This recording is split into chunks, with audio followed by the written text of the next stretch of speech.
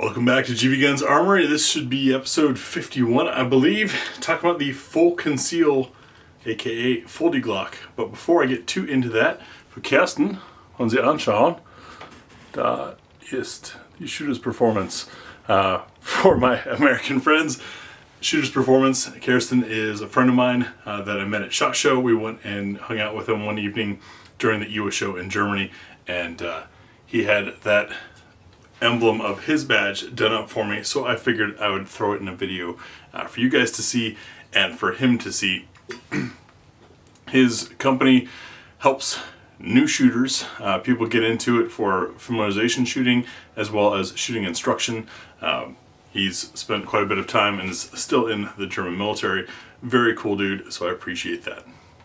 Back to the full Conceal. This thing, and unfortunately these guys went out of business, is a folding Glock. I've got a full-size magazine in here. This is a Glock 19, and the idea being you store it in a pocket.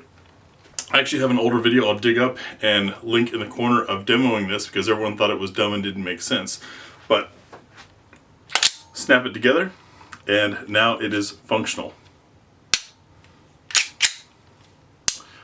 Which is, I think, a pretty cool concept. Originally when these came out, you could send in your Glock to have it done because it is a factory Glock. It just has to get cut up quite a bit. Later on, they offered complete ones like this. They explored with other sizes, but a lot of people said, how, why, what?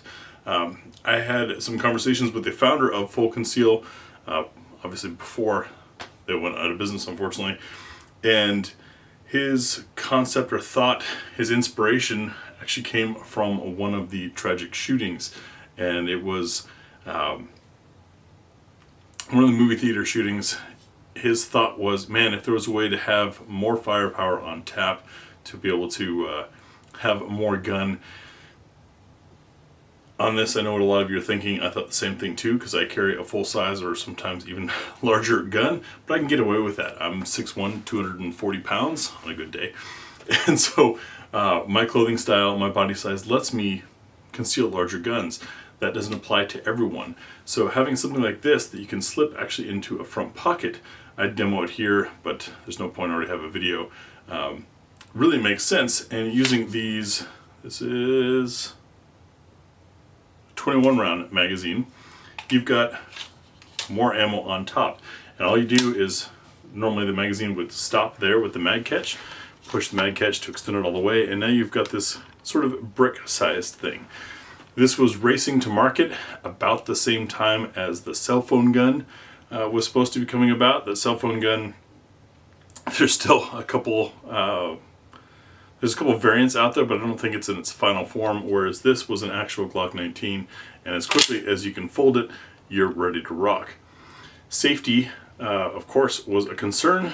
There's this metal latch on the back here. See, I push that to unlock it, bring it down, and with it folded like this, you can see how the trigger mechanism and the trigger guard all tucks under.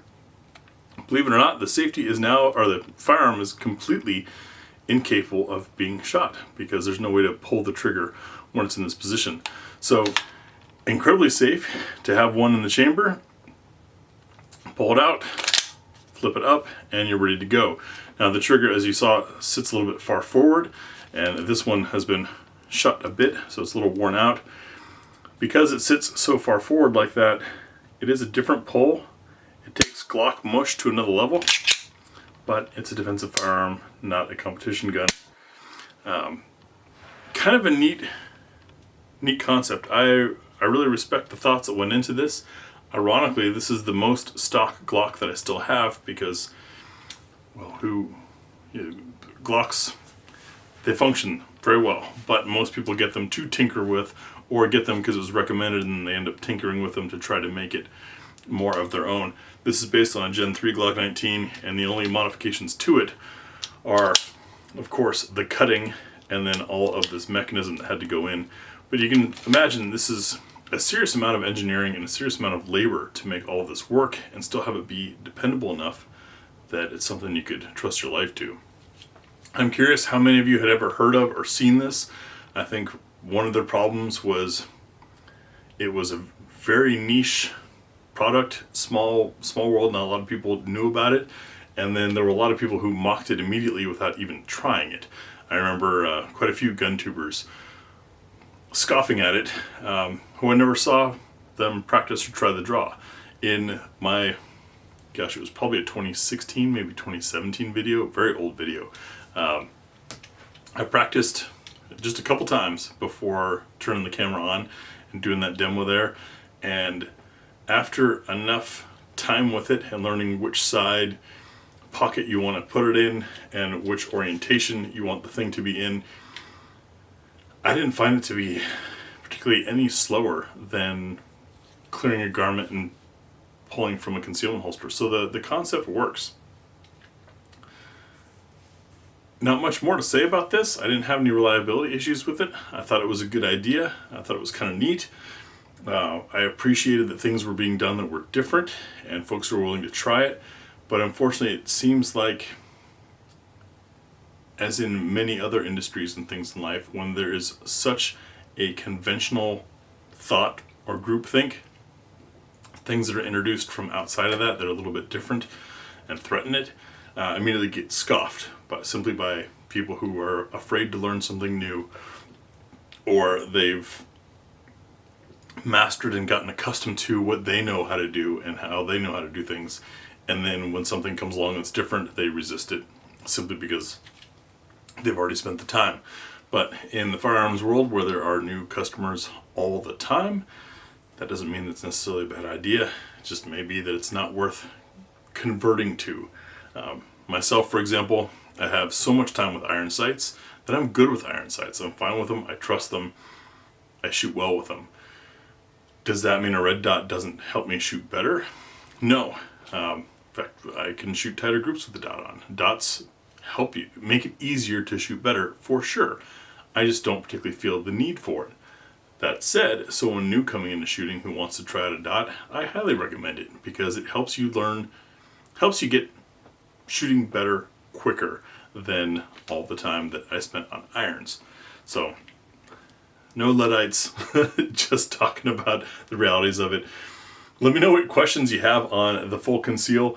I will answer what I can. It's a pretty neat, interesting system. Show it to you up close one more time. So the magazine inserted past the stop, as it comes up in, you can see it gets pushed down. The magazine gets pushed into the catch, so it's now locked in place.